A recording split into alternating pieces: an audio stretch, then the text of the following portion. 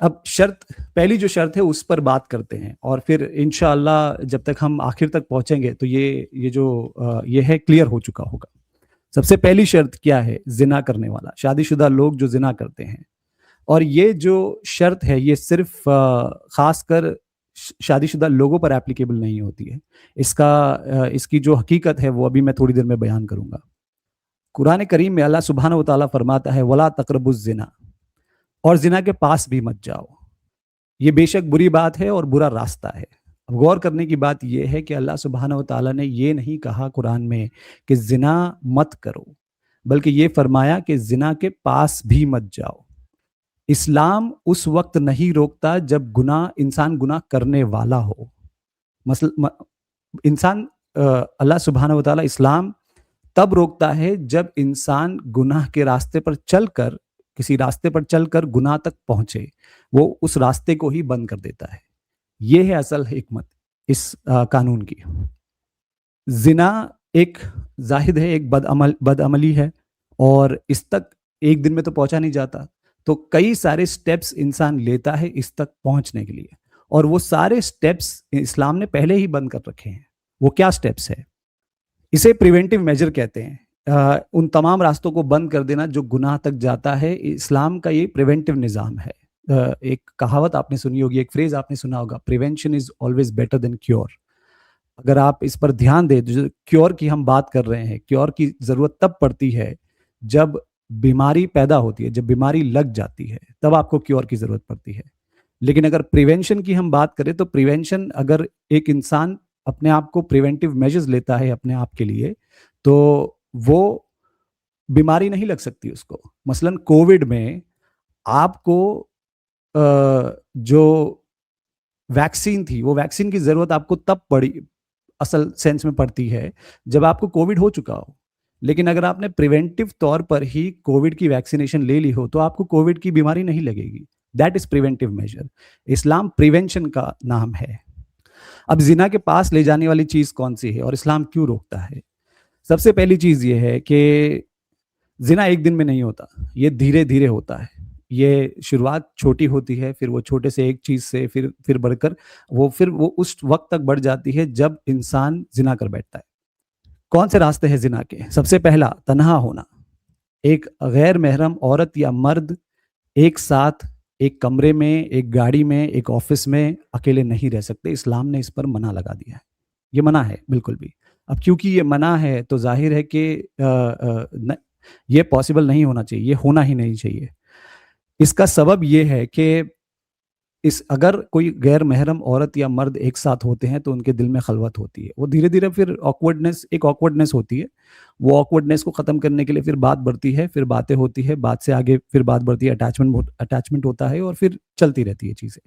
और फिर ये एक सबब बन जाता है ज़िना तक पहुँचने का। तो तिर्मिज़ी में एक रिवायत है कि एक अकेली औरत और मर्द के बीच तीसरा शख्स शैतान होता है। ठीक है? तो ये याद रखें कि अगर एक औरत, एक मर्द अकेले हैं तो उसमें उनमें तीसरा जो है वो शैतान है, और शैतान अक्सर वसवसे डालता है दिमाग में। दूसरा, मर्द और औरत का बिला वजह मिलना-जुलना।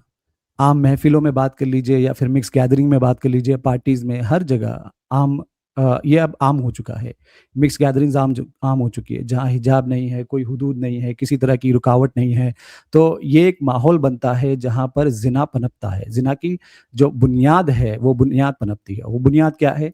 नज़रें मिलना, बातें होना, आँखों का मिलना, एक-दूसरे को जानते हैं या नहीं जानते हैं, फिर वहाँ से वो सिलसिला आगे शुरू होता है, नंबर एक्सचेंज होते हैं, वहाँ से सिलसिला शुरू होता है। और ये जो बात है, ये जो पॉइंट मैं कह रहा हूँ, ये पॉइंट सिर्फ़ और सिर्फ़ मुसलमानों के लिए एप्लीकेबल नहीं है, बल्कि ये गैर मुसलमानों के केस में भी यही चीज़ है। अक्सर आप देखेंगे कि जितनी भी पार्टीज़ हैं जहाँ पर किसी तरह का सेग्रीगेशन नहीं है या हिजाब नहीं है, कोई लिमिट्स नहीं है, वहाँ पर अक्सर मिक्स गैदरिंग में ये सब चलता है। गैर महरम की तरफ देखना, अल्लाह ने फरमाया मोमिनों से कि तुम अपनी निगाहों को नीचे रखो। नज़र पहला कदम है कि अगर आपने नज़रों से देख लिया तो ज़ाहिर है कि फिर वो नज़रें आगे बढ़ती है और ख़याल आता है, ख़याल से ख्वाहिश जगती है, ख्वाहिश से कोशिश होती है, फिर कोशिश से आगे कदम बढ़ते हैं। इस्लाम ने पहले ही रोक दिया, नज़रों को ही रोक दिया कि नज़रें उठाकर मत देखा करो। दिल लगाने वाली बातें होती है, तारीफ़ें होती है, अंदाज़े गुफ्तगू होते हैं, ये सिर्फ़ मकसद के लिए होता है, एक ही मकसद के लिए होता है जो ज़िना तक आखिरकार पहुँचता है। इस्लाम में आवाज़ को भी हुक्म दिया गया है कि ख़ासकर ख़वातीन गैर महरम के सामने नर्म व नज़ाकत से बात ना करें, क्योंकि इससे मर्दों का दिल ललचाता है। सोशल मीडिया और डिजिटल खलवत, आज का दौर ही अलग है। वो इसलिए क्योंकि खलवत पहले एक कमरे में हुआ करती थी, अब सोशल मीडिया पे होती है। व्हाट्सऐप के ज़रिए लेट नाइट बातें होती है, इंस्टाग्राम में डीएम्स होते हैं, स्नैपचैट पे स्नैप्स होती है, ऑनलाइन फ्रेंडशिप होती है, वगैरह-वगैरह। ये सारी चीज़ें एक नई तरीके से सामने आती है। ऐसा नहीं है कि पहले ये चीज़ नहीं होती थी, पहले भी होती थी, ज़रिया अलग हुआ करता था, लेकिन आज ये ज़्यादा आम बात हो गई है। ये ज़्यादा आम बात हो गई है। तो इस्लाम ने इन तमाम चीज़ों पर रोक लगा दी। इसलिए नहीं कि वो ज़िंदगी को तंग करके जीना सिखाता है इस्लाम, बल्कि इसलिए क्योंकि इस्लाम ने घर बचाने, रिश्ते बचाने और मुआशरे की जो तबाही है, उससे बचने के लिए इन चीज़ों पर रोक लगाई है। और वो कैसे, वो भी हम आगे डिस्कस करेंगे। एक रिवायत आती है, एक रिवायत सही मुस्लिम में आती है, जिसमें एक सहाबी जिनका नाम है माइज़ इब्न मालिक, वो नबी करीम सल्लल्लाहु अलैहि वसल्लम के पास आते हैं और वो कहते हैं, या रसूलल्लाह, मैंने अपने आप पर ज़ुल्म किया है, मैंने ज़िना किया है, मुझे आप पाक कर दीजिए। तो नबी करीम सल्लल्लाहु अलैहि वसल्लम ने उन्हें दोबारा लौटा दिया, उन्हें भेज दिया। याद रखें कि जब उन्होंने अपने जुर्म का इकरार किया उन सहाबी ने, तो उन सहाबी को उन्होंने ना डाँटा इस वक़्त, ना ही उन्हें कुछ कहा, ना ही उन्हें सज़ा दी, बल्कि उन्होंने लौटा दिया। फिर वो सहाबी दूसरी बार आए, दूसरी बार आने पर फिर से उन्होंने वही बात कही कि मैंने जुर्म किया है, मैंने ज़िना किया है। नबी करीम सल्लल्लाहु अलैहि वसल्लम ने फिर मना किया और उन्हें लौटा दिया। इस बार उन्होंने लोगों से थोड़ी पूछताछ की इस बारे में, ये जानने के लिए कि क्या इस सहाबी की अकल का कोई मसला है? मसलन क्या ये पागल है या कहीं कम अकल है, या इनकी अकल पर कुछ प्रॉब्लम है? लोगों ने कहा, नहीं, हम इन्हें जानते हैं, ये निहायत ही अक्लमंद शख्सियत है। फिर तीसरी बार दोबारा वो सहाबी वापस आए नबी करीम सल्लल्लाहु अलैहि वसल्लम के पास और उन्होंने फिर से अपने गुनाह का इकरार किया। इस बार नबी करीम सल्लल्लाहु अलैहि वसल्लम ने फिर से लोगों से पूछताछ की, लोगों ने बताया, नहीं, ये बिल्कुल ठीक है, इनमें कोई खराबी नहीं है। जब चौथी बार नबी करीम सल्लल्लाहु अलैहि वसल्लम के पास वो सहाबी आए, तो उन्होंने दोबारा अपनी गुनाह का इकरार किया और नबी करीम सल्लल्लाहु अलैहि वसल्लम ने फिर उनसे पूछताछ की, उनसे सवाल किया कि क्या तुम पागल हो? तो उन्होंने जवाब में कहा, नहीं, मैं पागल नहीं हूँ। उन्होंने नबी करीम सल्लल्लाहु अलैहि वसल्लम ने उनसे सवाल पूछा कि क्या तुमने शराब पी रखी है? तो कुछ सहाबियों ने उनके मुँह को सूँघा, उनके मुँह की तरफ, उनके चेहरे की तरफ मुँह सूँघा, पता करने के लिए कि क्या शराब की बू आ रही है, लेकिन ऐसा नहीं था। बाकी सहाबियों ने बताया कि ऐसा नहीं है, इन्होंने शराब नहीं पी। नबी करीम सल्लल्लाहु अलैहि वसल्लम ने अगला सवाल पूछा कि क्या तुम शादीशुदा हो? तो आपने कहा, हाँ, मैं शादीशुदा हूँ। तब नबी करीम सल्लल्लाहु अलैहि वसल्लम ने हुक्म दिया कि जाओ, इन्हें जाकर रजम करो। अब ये सही मुस्लिम की रिवायत है। रजम का मतलब क्या है? रजम का मतलब है, रजम जो है ये ज़िनाकारियों की सज़ा है कि पत्थर से मार कर उन्हें हलाक कर देना। अब इस चीज़ पर गौर करें, इस वाक़ये से हमें पता लगता है कि इस्लाम में इस वाक़ये से ये साबित हो जाता है कि इस्लाम में सज़ा फ़ौरन नहीं दी जाती। एक ड्यू प्रोसेस है, उस प्रोसेस को फ़ॉलो करके सज़ा दी जाती है। कि इस्लाम में जो बर्डन ऑफ प्रूफ है, वो इतना स्ट्रिक्ट है कि कई दफ़ा सज़ा होती भी नहीं है। उसकी वज़ाहत मैं कर देता हूँ। वो ऐसे है कि इस वाक़ये से हमें पता लगता है, नबी करीम सल्लल्लाहु अलैहि वसल्लम ने एक ही बार में जब उन सहाबी ने जुर्म का इकरार किया, तब उन्होंने सज़ा नहीं सुना दी, बल्कि उन्होंने उन्हें भेज दिया। फिर दोबारा आए, फिर भेज दिया, फिर 3 बार आए, तीनों बार भेज दिया, चौथी बार आए, चौथी बार फिर उनसे इकरार लिया। और इन चारों इकरार के बीच में वो बाकी सहाबियों से ये पूछते रहे कि क्या इनकी अकल में कोई प्रॉब्लम है या इन्होंने शराब पी रखी है। तो ये जो सज़ा है रजम की, ये रजम की सज़ा कब एप्लीकेबल होती है? ये 2 शर्तों में एप्लीकेबल होती है। सबसे पहली, एक मूसन होना चाहिए, जो शख्स है वो मूसन होना चाहिए। अब मूसन कौन होता है?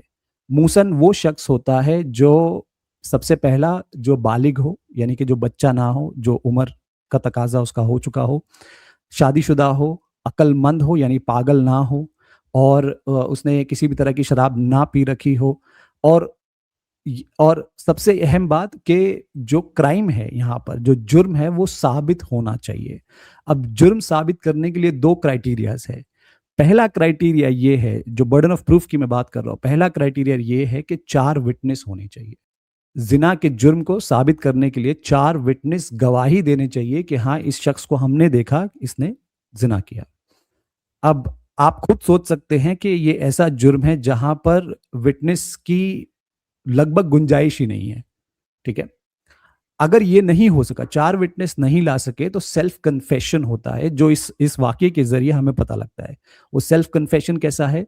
वो ऐसा है कि इस वाक़ये में, इस रिवायत में उन सहाबी ने खुद अपने ज़बान से ये कबूल किया, 1 बार नहीं, 2 बार नहीं, 3 बार नहीं, 4 बार, कि मैंने जुर्म किया है। तो अगर कोई मुजरिम, इस जुर्म का मुजरिम, जिसने ये जुर्म किया है, वो ये बात कबूल कर ले अपनी ज़बान से कि मैंने किया है ये जुर्म, और वो 4 बार कर ले, that is enough as a proof.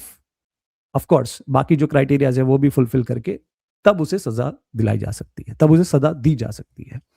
अब ये सज़ा कौन देता है? ये सज़ा कोई इंसान नहीं दे सकता। मसलन अगर मैं किसी के बारे में जानता हूँ और किसी ने मुझे आकर इस बात का इकरार कर लिया 4 बार कि उसने ये जुर्म किया है, तो मैं सज़ा नहीं दे सकता। इस सज़ा सिर्फ़ और सिर्फ़ इस्लामी हुकूमत दे सकती है। इंसानों को हक नहीं है इस मामले में सज़ा देने का। और नबी करीम सल्लल्लाहु अलैहि वसल्लम, ज़ाहिर-सी बात है कि वो उस मुकाम पर थे सज़ा देने के, तो उन्होंने वो सज़ा दी।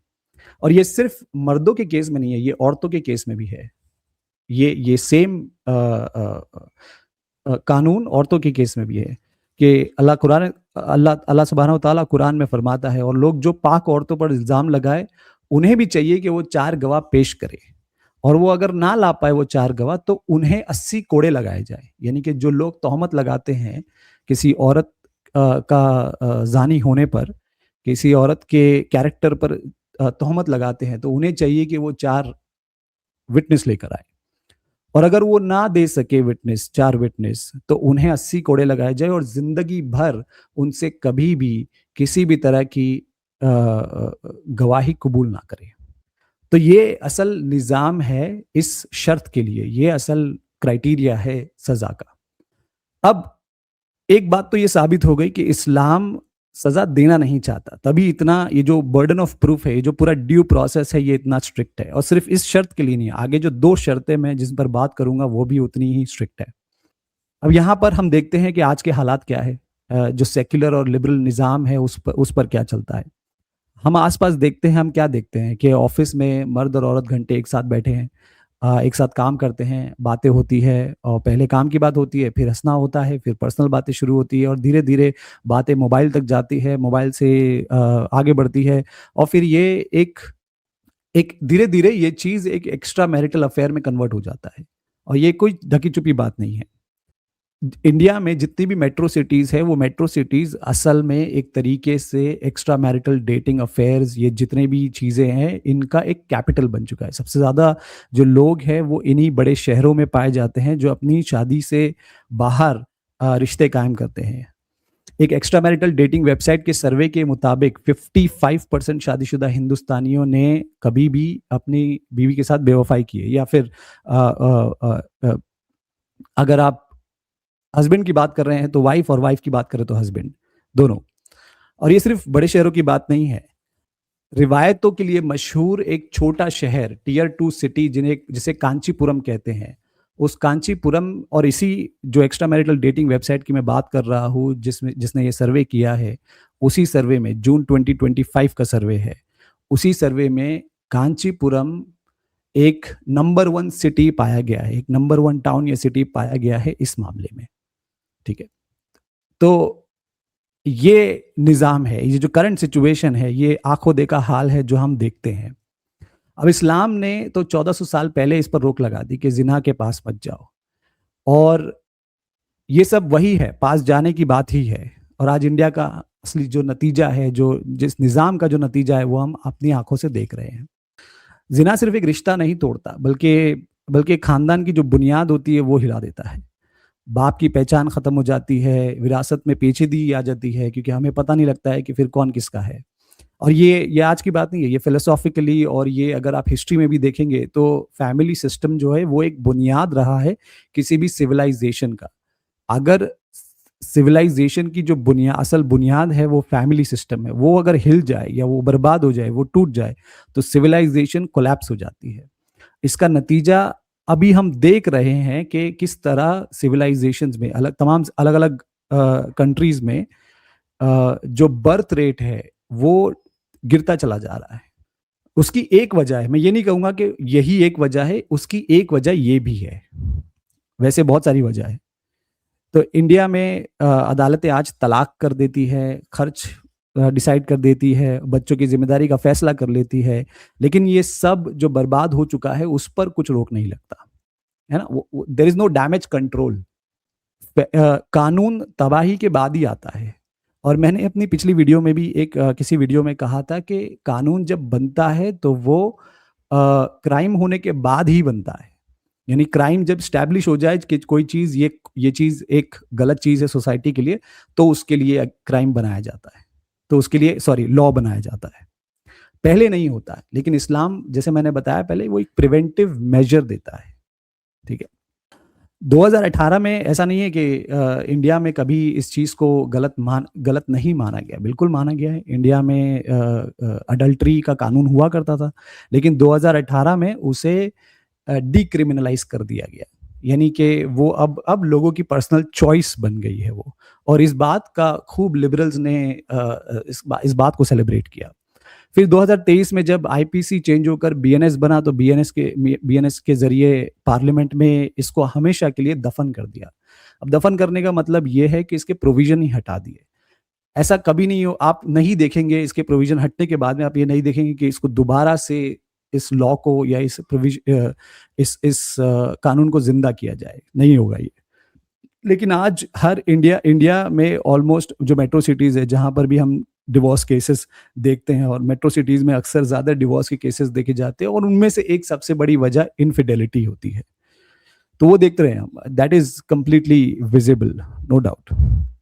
तो ये निज़ाम है, इस्लाम के निज़ाम के मुकाबले जिस पर लोग तनकीद करते हैं।